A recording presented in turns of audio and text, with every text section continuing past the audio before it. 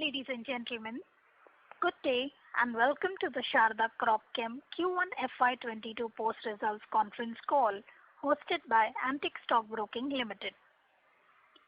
As a reminder, all participant lines will be in the listen-only mode and there will be an opportunity for you to ask questions after the presentation concludes. Should you need assistance during the conference call, please signal an operator by pressing star then 0 on your touchtone phone. Please note that this conference is being recorded.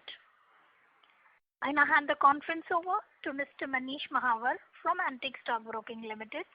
Thank you and over to you, sir. Thank you, Malika.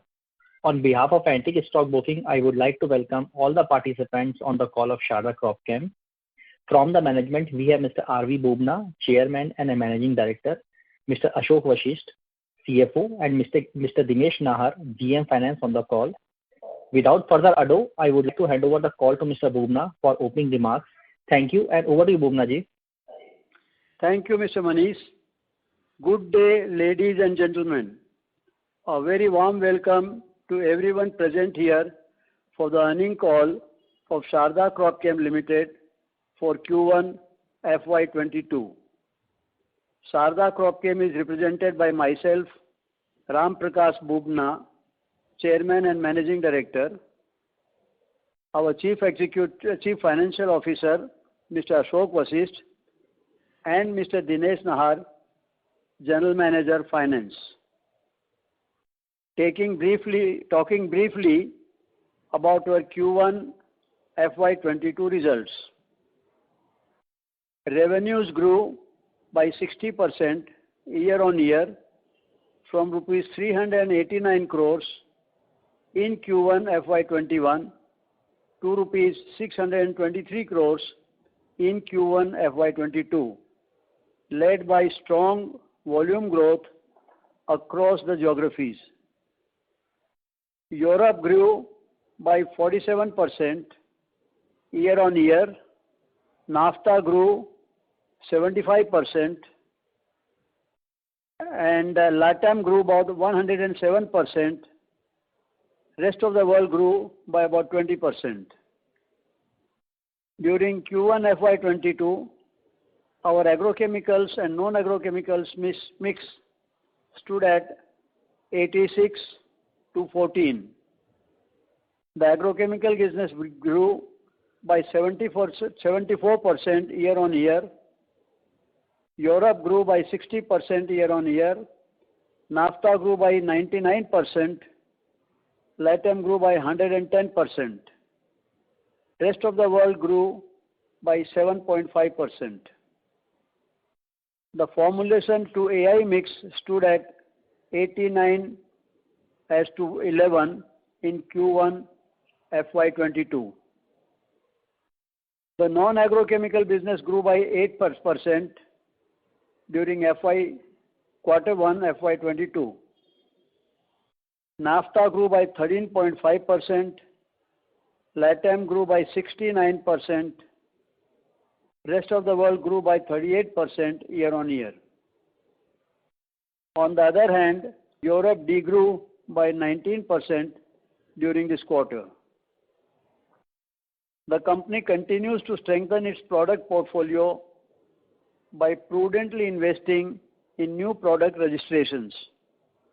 Sharda Cropchem's total product registrations stood at 2,570 in Q1 FY22. Additionally, 1,026 applications for the product registrations globally are at different stages of approval. The capex stood at rupees 64 crores in Q1 FY22 vis-a-vis rupees 71 crores in Q1 FY21. With this brief overview, I would now like to hand over the call to our CFO, Mr. Ashok Vashisht, for discussing our financial performances. Thank you very much. Now to Mr. Ashok. Thank you, sir. Ladies and gentlemen, very good evening to all of you. I will give you a brief about the company's financial performance for June quarter. During the June quarter, our revenue grew by 60.1% on quarter-on-quarter basis, and this was mainly driven by strong volume growth across geographies. So at 42%, and price impact was favorable to the tune of 8.2%, and coupled with exchange gain of nearly 3.7% during June quarter. In terms of gross profit, we grew by 57% on quarter-on-quarter basis, from 116 crores in quarter one last year. We grew to 183 crores in quarter one FY22. Gross margin, in terms of gross margin percentage, we were at 29.3% for quarter one FY22, which is the slight dilution in the margin is mainly because of the product mix impact. In terms of geographical mix, Europe region was the highest contributor, followed by NAFTA and Latin America. In terms of EBITDA, there was exponential growth by 119%, wherein from 49 crore in quarter one last year, we grew to 107 crore in quarter one this year. So even in terms of EBITDA percentage, we expanded the margin by 463 bps to 17.1% in quarter one FY22. In terms of profit after tax, we grew by 36.4% on quarter-on-quarter basis, from 28 crores last year same quarter to 38 crores in quarter one FY22. In terms of cash profits, we were at 92 crore for quarter one FY22, in comparison to 63 crore of quarter one last year. So we, with this strong performance, we further strengthened our cash position. The net cash position as on 30th June 2021 is 361 crore. In terms of working capital, in terms of days, we were at 88 days in quarter one this year against 89 days quarter one of last year. So with this brief, so we open the floor now for questions. And again, I would like to thank each one of you for your time and participation. Thank you. Thank you very much. We will now begin the question and answer session. Anyone who wishes to ask a question may press star and 1 on the touchtone telephone. If you wish to remove yourself from the question queue, you may press star.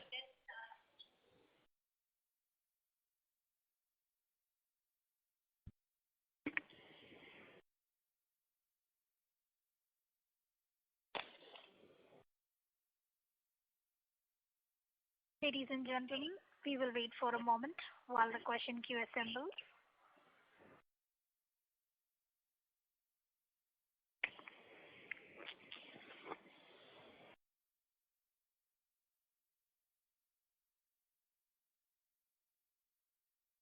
The first question is from the line of Bharat Gupta from Edelweiss Securities. Please go ahead. Hi sir, thanks for the opportunity and congratulations for a good set of results. My question pertains to the can you bifurcate the growth in terms of pricing and the realization, pricing and the volumetric gains which we have done over the quarter? Yes, just 1 minute.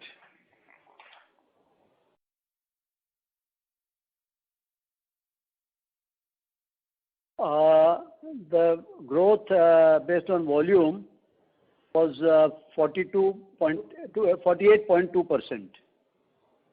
And what was the other? Foreign exchange, it was 3.7%. Price variation, 8.2%. Sales variation, 60.1%. So basically, what Mr. Gupta is trying to say is volume, in terms of volume growth, the impact is 48%, price impact 8%, and forex 4%. And sir, can you just throw some light, like we have done a reasonable amount of volumetric growth. So what can be the key growth drivers? Like Europe, we have done nearly 60% odd growth. So ultimately, can you throw some light, like what have been the key growth drivers for us during the quarter?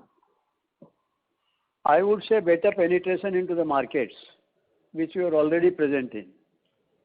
More acceptability with the customers. And sir, can we like in terms of our volumetric growth, so can it be due to the incremental registrations which we have done over the quarter and the remunerative crop prices globally? You see, you cannot link directly with the number of registrations because there is a big time lag between the time we get the registration and the time when we start reaping the benefits of it. As we have stated, we have added, our total registrations are 2,570, and in March the figure was, 1 minute.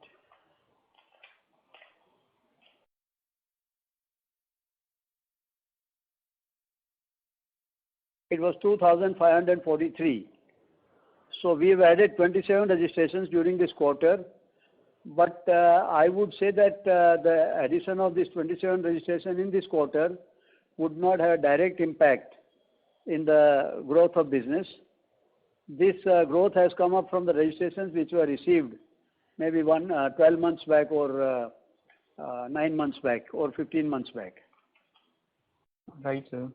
And so we have seen a 8% kind of a pricing increase which have been taken. So like earlier when we used to like organize con calls, so you highlighted couple of points that there has been pressure like in terms of MNCs not hiking out the prices. So how are we seeing the trend? Like have they started increasing the prices for the molecules which we are also dealing in? See, whenever there are sometimes a shortage and MNCs are not able to meet the requirements of particular market or particular zone, we do have a spurt in the demand, and then we take advantage of situation and also hike our prices marginally, so that and the customers are always in need of the product. Right, sir. And sir, my last question pertains to the gross margin side. So we have seen that the gross margins remain under pressure during this quarter. So is it primarily because we haven't taken the requisite price hikes, or we haven't fully passed on the price hikes to the end customers, and there is still a room for further improvement, or like is it a new norm where the gross margins are likely to continue below 30% range? No, there is a possibility of gross margins touching 30% or even crossing 30%. So that is likely to witness in the subsequent quarters, right? So our yes, earlier guidance, which used to be 31 to 33% range, so that is sustainable going ahead. It is sustainable. Right, sir. And sir, can you just for a bookkeeping question, so can you give a gross margin breakup across different geographies? Yes.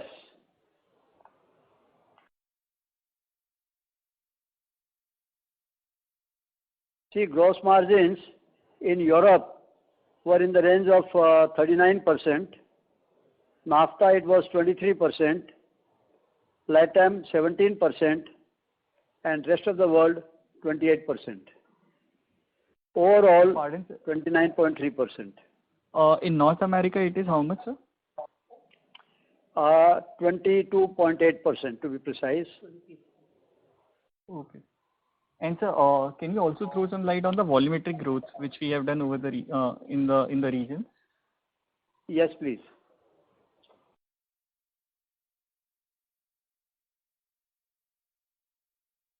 Volumetric growth was 31% in Europe, 73% in NAFTA, 103% in LATAM, and it degrew by 13% in rest of the world. Sure, sir. Sure, sir. Thank you so much and wish you all the best. Thank you. Have a nice day.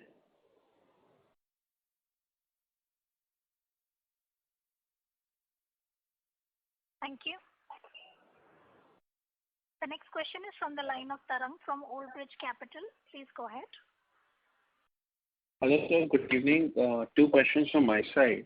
One, sir, I mean, looking at your P&L, it seems like logistic cost inflation has, it's not impacted you materially. While on the ground we hear different things. So just wanted your thoughts on that. And second, if you could give us some sense on the 1,030 odd applications, 1026 odd applications, what proportion of them would be pending in Europe, and would you have city in terms of how many registrations, how many of these applications should get registered, say over a span of next 2-3 years? Your name is Mr. Dharam? Tarang Agarwal. Tarang. Yes, sir.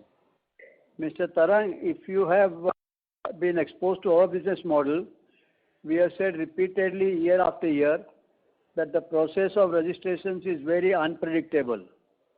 True. It is highly time consuming, and it has to go through various levels of bureaucratic processes. So predictability as to how many registrations are we going to get in the next quarter or next 3 quarters is very difficult to say. Sir, I meant 3 years. Yeah. All I can say is that the number of registrations in the pipeline in different geographies, would you be interested in that? Yes, sir. So the figure is about 648 registrations in Europe, which are in pipeline, 137 registrations in NAFTA or North American countries, 154 in Latin American countries, and 87 in rest of the world. Okay. Thank you. Sir, and on logistics? Yeah, logistics. See, logistics have increased considerably.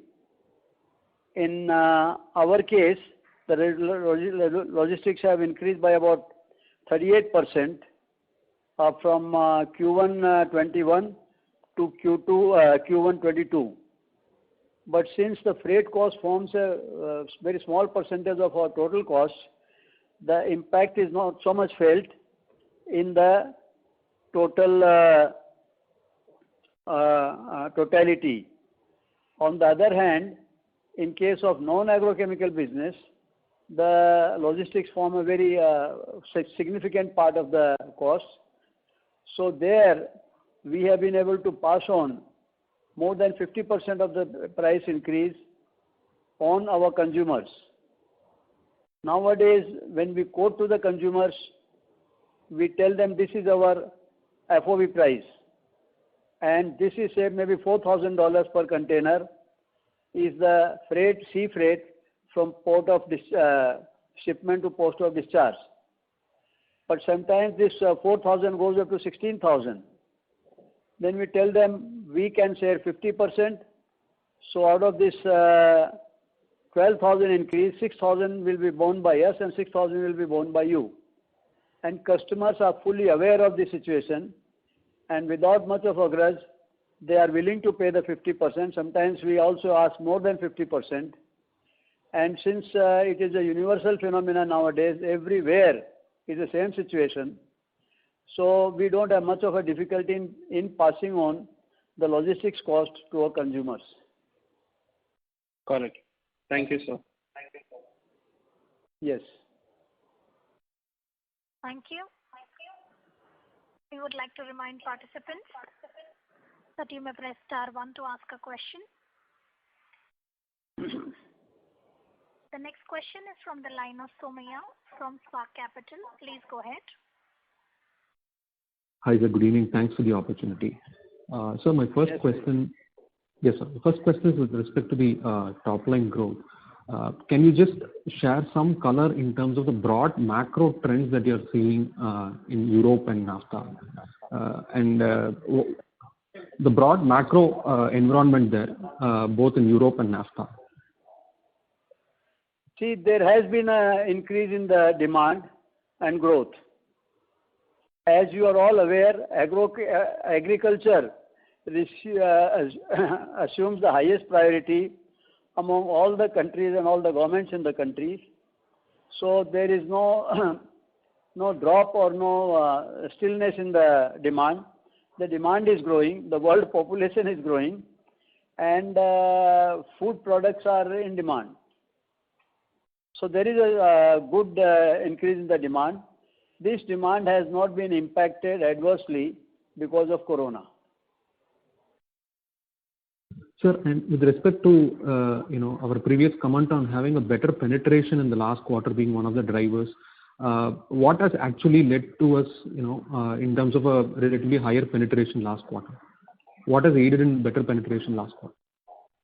Sir, wider product mix and longer presence in the market, good quality and good service. Got it. Sir, and in terms of raw material cost price trajectory, so how are you seeing things from Chinese raw material cost angle? So how has it been in last quarter? How are you seeing things currently? I have been proved wrong in the last few quarters. I was thinking that Chinese prices are subduing, and they did that for some time. Now they have started again increasing, and the trend is mixed. For some products, the availability is comfortable.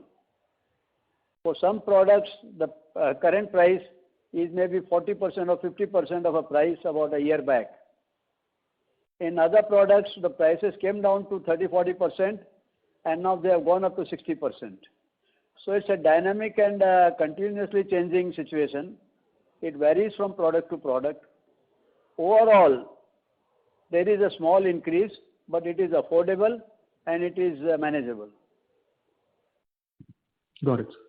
Sir, and now that we have a very strong 60% growth in this quarter, so what would be our thought process in terms of outlook for this year, both in terms of top line and margin front? What is our outlook? I would say around 15%, plus or minus 3-4%. Okay. Yes. Sir, what would be the reason? One last question. So, what would be the reason for the tax rate higher this year? And when we expect things to kind of normalize, get back to normal in the subsequent quarters? I will ask Mr. Ashok to comment on that. 1 minute. So actually, can you repeat your name, please? Mr. Somaiya, right? Yes, sir, Somaiya. Yeah. So actually, last year we got MAT credit, some benefits in MAT credit, and this year in India business in Sharda Cropchem Limited, we have got dividend income. There is a tax implication, and when you consolidate the accounts, it gets eliminated. So actually, the tax rate would be in the range of 30 to 32%. So it is actually quarter looking higher, but when we close the year, so it would be in the same range, around 30 to 32%. Got it, sir. So you had mentioned about the volume growth for this year. So we had given Europe, NAFTA, the volume growth on a YOY basis. If you can give the volume number as well, it should be helpful, sir. The number that you used to generally give on a quarterly basis. Sure. You want the numbers for the quarter ended June 2022? Yes. In Europe, the quantity is 36,95,700. In NAFTA, it is 26,66,000. In Latin America, it is 16 lakhs. Rest of the world, it is 4,35,000. Total around 84 lakhs. Helpful, sir. Thank you, sir. Thank you. Thank you. The next question is from the line of Dhruvam from HDFC Mutual Fund. Please go ahead.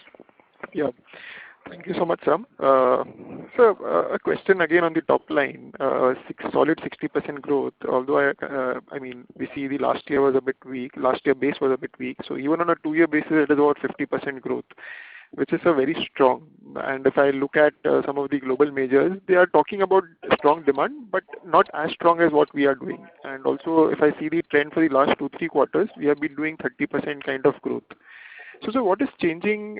Is there something which has changed? If you can help us understand what is, driving this growth and what can continue to drive a healthy growth for us. So 15% looks conservative based on what you have been delivering for the last, say, 3-4 quarters for the full year that you have given. Sir, I have answered this question in part to one of the previous participants. I would say it is greater penetration in the market and more acceptability among the customers. When you enter a market as a generic company, for the first year or 2 years, many people don't know you, and they keep their fingers crossed whether we'll be able to perform and deliver. Slowly, they are gaining confidence in our capability to perform and deliver the goods and deliver it on time to their requirement. So, and our prices are always better than the multinationals. So they say, why not? I think these are some of the factors which have helped us. Got it. So basically, that would, because you are growing, of course, our size is relatively smaller to the others, but to the global majors. But I would understand you are gaining market share from some of these guys. The generic players are gaining market share from these guys. Is this the trend which is happening? The innovators are not cutting prices, and that allows you to penetrate or push your product even better more. And I believe if this trend has started now, it seems has only started recently. The acceleration in trend. So why do you think that the growth will only be 15%? Why not higher then? Sir, we are playing on a very tough terrain. Multinationals are still controlling about 75% of the market or even more. And we are a very small fry. So we are not big enough to force them to cut down on the prices. Our presence is not impacting them so much. For us, of course, in terms of relatively or percentage-wise, we are growing. But we are very small compared to them. And of course, they don't like us. But then this is a rule of the nature. So they are tolerating us. Yeah, but it seems, given the growth that you're doing. See, our 30% growth may impact them by 1% or 0.5%. Yeah, true. So it's relatively small for them, but I'm just wondering, on a very incremental basis, you're taking a decent market, it seems. So, and this seems a developing trend. So I'm just trying to understand, why this cannot continue for a very long time, given that advantage that you have, the cost advantage that you have. Probably, if the innovators are not cutting prices, this trend should ideally keep continuing. They will, more and more the shift will happen because this is just the tip right now. As it gains scale, others will also look at you for sourcing, isn't it? See, these are the factors which are giving us the confidence to survive and sustain, and of course grow. But the path is very difficult. Challenges are very, very much there, and every day we come across some challenges, and things are not so easy, sir, as it appears on paper. Yeah, in reality, there are a lot of challenges. That's true. Sure, sir. And sir, just to better understand on this growth, is there any select set of products which are driving this, or is it also probably because the last few quarters have also been coincided with a lot of these shipping issues and all these things, sourcing issues, and because we have been able to better manage probably our sourcing, that is why we are also getting larger volumes. Probably others are not able to do that. Is that also a factor which is helping us, or that's not a big thing that you see? No, I think these are the factors which are helping us. Okay. These are the factors really helping us. Okay. So probably and our ability to take quick on-the-spot decisions, If the shipping company says the prices are increased by 20%, we don't try to bargain, we accept it because we know after 2 days it may become 30%, And this is what we are facing and experiencing every day. Our customers in the non-agro business keep on complaining that 1 week back you said this is a freight, now you say this much. And we are very polite and tell them, please check up from any other sources that you have. Here we are not making any extra money. And they do check up. Everybody is very intelligent and smart. And our ability to adapt to the situation is helping us. Got it. Got it. So, okay. So what I was trying to also understand then is, say, for example, the shipping issues get resolved in, say, a year or two. Say probably a year is what the market forecast is generally. So would this growth normalize, because then the other players will also start entering the market and try to, take your share? Is that a thing? See, if those things improve, we'll be very happy. But I don't think it's going to cost us in terms of volume and growth. Okay. We will also take advantage of that situation, and as everybody else. Got it. Got it. Sure, sir. And sure, sir. Great, sir. That was very helpful. Thank you so much, sir. Thank you. Thank you. Reminder to the participants, anyone who wishes to ask a question, may press star and 1 at this time. The next question is from the line of Rohan Gupta from Edelweiss. Please go ahead. Bhuvna ji, hi sir. Good evening. Good evening. Rohanji, I always confuse. So there are two Guptas in Edelweiss. One is Mr. Bharat Gupta and one is yourself. Am I right? Yes, sir. Bharat is my colleague, also listening agriculture. Good. Good to know and clarify. Boliye, sir. Okay. Sir, first of all, congratulations on such a strong set of numbers driven by volume growth, almost 50% in the current quarter.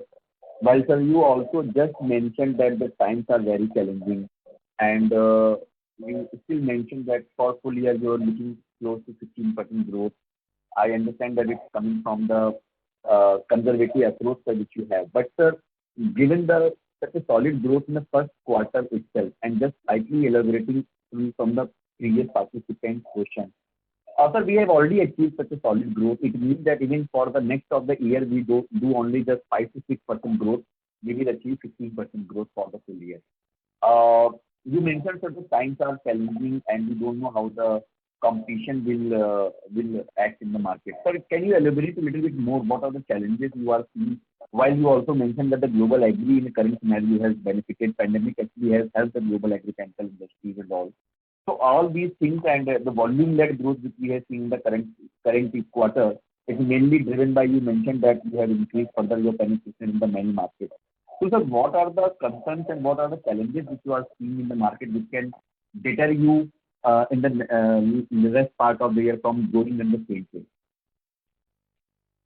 Rohanji, the biggest fear today is a sense of uncertainty. This corona pandemic was totally unthought of about 15-16 months back. And when our Prime Minister declared the lockdown for the first time for about 3 weeks, if I recollect, we were thinking after 3 weeks, things will come down to normalcy. So then it got extended by another 2 weeks. Now the whole thing is getting extended for about 16 months.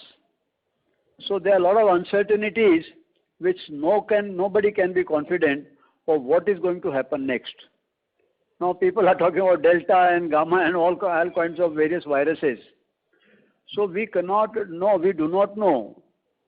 It is going to impact the whole world, whole universe, and we will be a part of it. So that overconfidence we do not want to have and we should not have.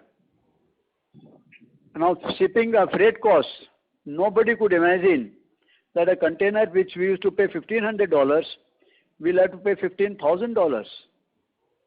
And still, shipping companies are surviving and the businesses are surviving. There are a lot of such things, There can be any climate change. Now we hear some glaciers melting, many things, Sea water level rising. These are the acts of nature. Such a heavy rain in the city of Bombay and this part of India was not imaginable. Now, some of these factors are affecting some people very badly. And if some section of people gets affected badly, the indirect impact will come on everybody. I cannot name any specific factors, Rohanji, but the things are uncertain.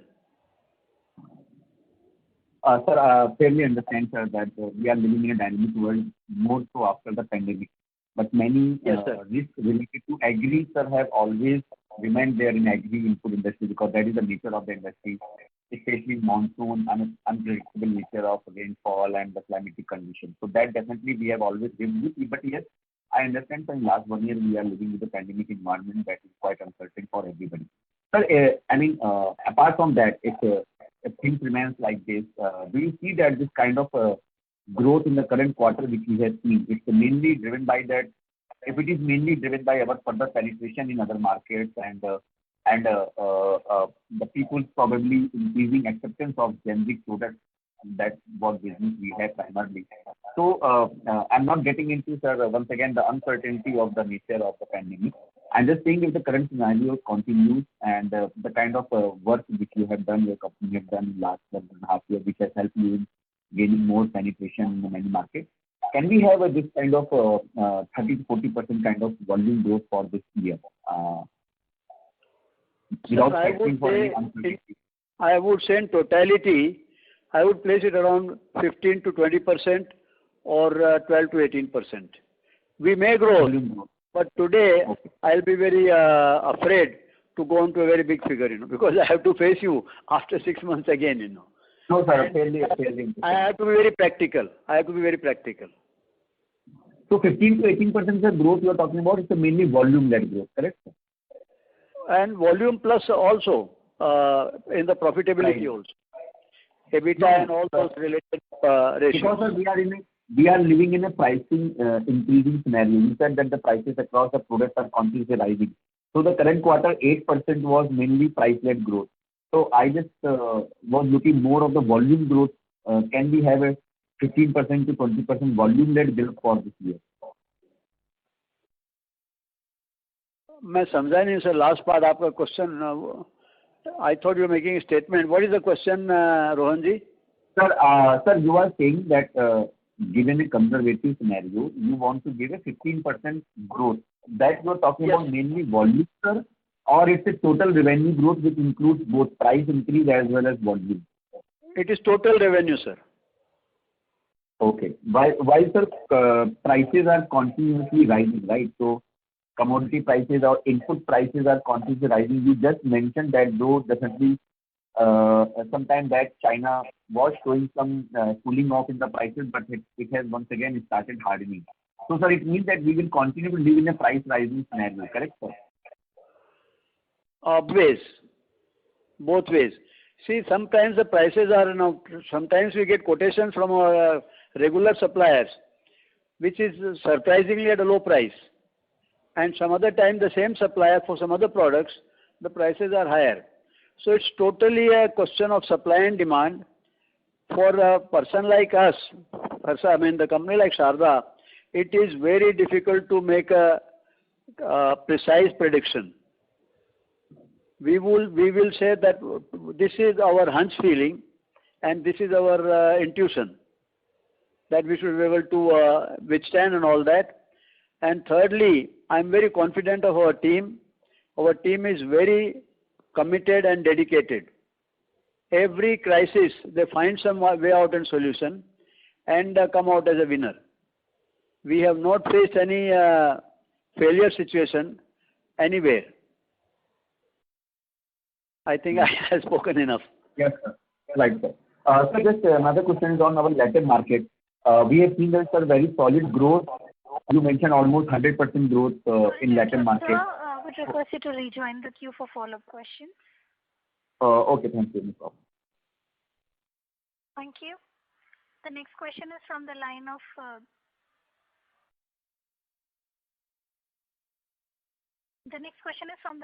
Dhruvam from HDFC Mutual Fund. Please go ahead. Yes, sir. Thank you for speaking in. So one question, just one clarification again. Sir, do you see a trend of pre-buying which is also aiding growth? Because there is a lot of supply issues and all those things, so people are trying to stock up to just avoid any future uncertainty. Is that also a trend that you're seeing and which is also aiding growth? Mr. Rohan and me, Mr. Dhruv, you are a very intelligent person. You know many things. This is also the case. A lot of people are doing some pre-buy and they want to be more sure and certain, because agriculture is one activity where the time doesn't, the nature doesn't give you time. If there's a rain, it comes all of a sudden, you have to be prepared for it, and any kind of eventuality. So there is a trend. Those who can afford and who are more certain and confident, they are trending to do some pre-buying. Okay. Okay. But sir, I'm not sure, but is there, from an overall inventory levels, have they in the system, I'm saying about the system, not our inventory level, have they increased significantly, or the inventory levels are normal, so pre-buying is largely getting even absorbed at the final consumer level also? They are getting consumed at the final consumer level. Okay. People are preparing, say for example, if the spring is in the month of April or May, people used to start stacking the goods sometimes in the month of February, March. Now the same people are thinking or planning to have the goods in their warehouses in December. They don't want to take chances. I don't know what makes them so uncertain. So a lot of people are trying to buy and have the goods in their warehouses even in the month of December. Got it. It does not mean that they are increasing the quantities in a very big way, but they are making themselves secure. Yeah, got it. And sir, one thing is just to understand how the business works is, say for example, you sell to then the distributor, and distributor finally sends to the final consumer. So say for example, the distributor was earlier associated with an innovator, that he was buying the innovator product and selling that branded product. Now you come in and probably because he is buying from you, because you have that product available, he comes to you, he buys from you, he probably has an advantage now. So have you in your past experience seen that the distributor goes back to the innovator after getting the benefit from you, he realizes how much benefit that you provide? Does he still go back to the innovator and start procuring from him when the situation normalizes? Or you get a sticky customer that way? This is not a general trend. Once the customer is accustomed to buying from us, he is intelligent enough not to spend unnecessarily extra higher prices and buy from the innovators. Yeah. So that is what I was thinking, because anyways, you to mark to market your pricing to the innovators. You don't keep a differential. Yes, we run into a situation when our supplies have dried up, and to replace those supplies, if we need 4 to 6 weeks or 8 weeks, then of course he will go to the multinationals. But as long as our goods are available, he will not go to them and pay higher prices. Got it. So once you get a customer, it is largely, for a very broader sense, one should assume it is largely sticky. He will continue to give you volumes. And there are many customers who want to play safe. If they have a requirement of say 100 gallons, he will buy 80 gallons from the multinational and 20 gallons from me. After 2 years, he will reduce the multinational share to 75 gallons and buy 25 gallons from me. Okay. So in this way, they are also securing themselves that they are not let down by our incapacities in any way. Got it, sir. Perfect, sir. Sir, a small chota sa question hai on the FX item. So why do we have this FX fluctuation? What does it, I understand we have global trading. So, but what this FX item relates to? जो अपन P&L में जो दिखा रहे हैं? FX items, this foreign exchange. हाँ, foreign exchange. Sir, this is mainly the cross currency exchange rates, like euro dollar or Canadian dollar to US dollar, all the different currencies and US dollar. Okay. Probably I'll take that offline. No worries, sir. Got it. Thank you so much, sir. Thank you. Thank you. The next question is from the line of Rohit Nagraj from Emkay Global Financial Services. Yeah, thanks for the opportunity. So my question pertains to a broader strategy level. As I understand, there are about 22 products which are going off patent during this decade. So how, do we have any positive, negative impact from the same? And if there is any, how are we going to take maybe advantage, or how we will be scaling through the situation? Thank you. Sorry to interrupt, Mr. Nagaraj. So there is a disturbance coming from your line, sir. Request you to mute your phone and the management answers your question.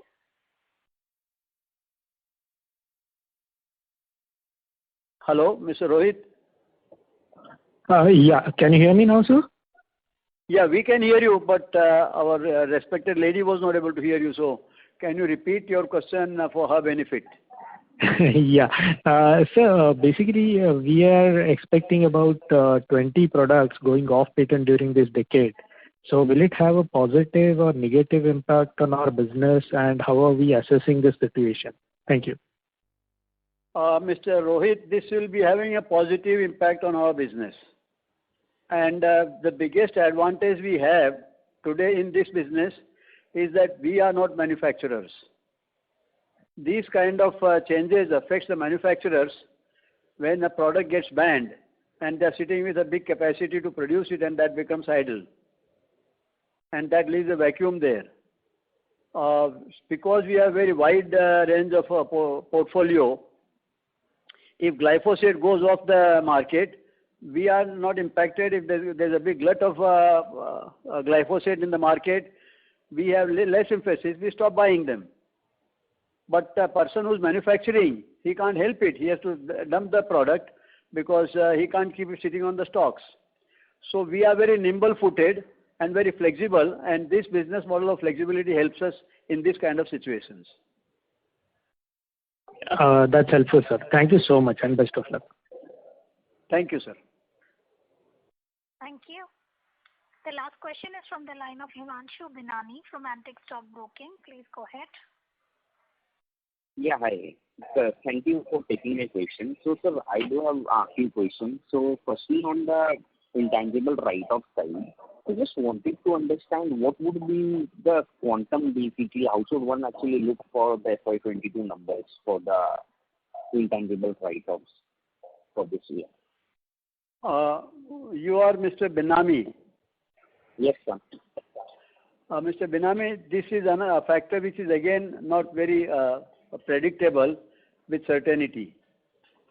This kind of write-off is driven by many factors and a combined effect of all those factors. But I would say that we will not have any significant write-offs. We do not foresee any significant write-off in this year. Okay, sir.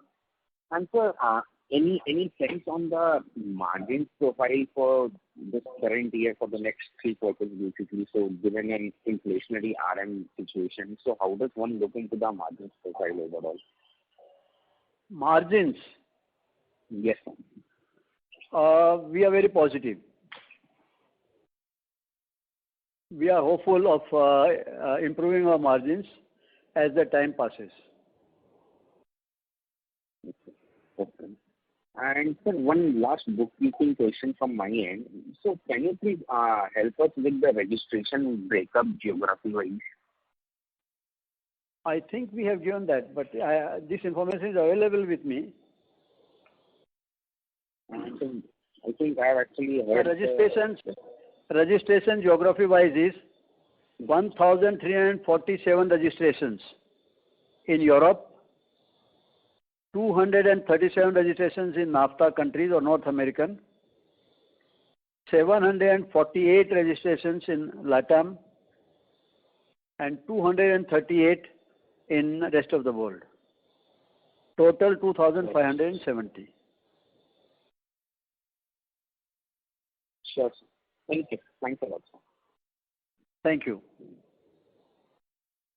Thank you. I would now like to hand the conference over to Mr. Manish Mahawar for closing comments. Yeah, thanks, Malika. On behalf of Antique Stock Broking, I would like to thank the team of Sharda Cropchem for providing us an opportunity to host the call. Bubna ji, would you like to make a closing comment, sir? Yes, sir. I am very grateful to all the participants who have taken their time, valuable time for this conference, and we have tried to answer their questions to the best of our capability, And I want to repeat that we learn a lot from all these investors who are putting questions. This helps us to guide our business and manage our business better. We understand what is expected by an investor and what is expected by the financial experts out of any company. So it's very helpful and learning, sir. Thank you so much. Thank you. On behalf of Antique Stock Broking Limited, that concludes this conference. Thank you for joining us, and you may now disconnect your lines. Thank you, everybody. Thank you so much.